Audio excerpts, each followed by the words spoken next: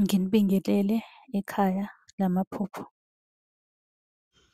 Uma umusha la ekhaya sicela ukuthi ushaye u-subscribe ukuze ngokulandelayo ungaphuthelwa uma sifaka ividiyo.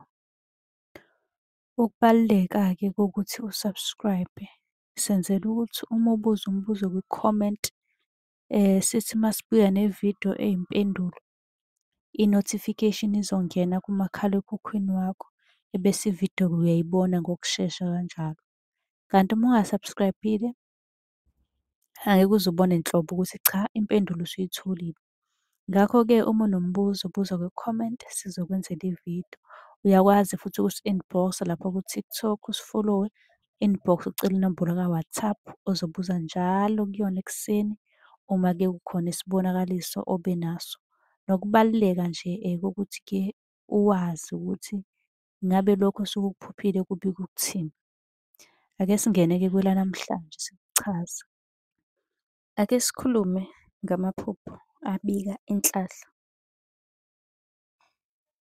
Amaphupho-ke ayahlukahlukana kuya ngokuthi isimo besinjani noma lokho okulapha ephusheni kwenzeke kanjani. Ukuphupha udoba ufisha, ubambe kusuke kubika ukuthi izinto zihamba kahle. Ngokujwayelekile vele ufisha kuthiwa uma uphupha usuke ubika inhlahla.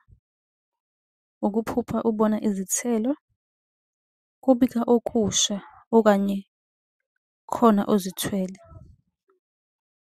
Okusho ukuthi izithelo azihlali zibika ukuthi khona oyithwele.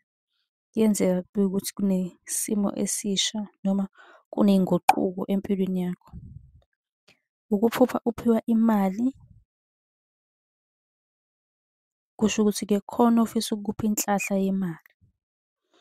Ukuphupha uphasile esikoleni, usuke uphumelele kulokhu okwenzayo. Kusho ukuthi-ke uzophumelela noma uwumuntu ozamayo, kuzomele uzame kakhulu kuzohamba kahle kuzophumelela.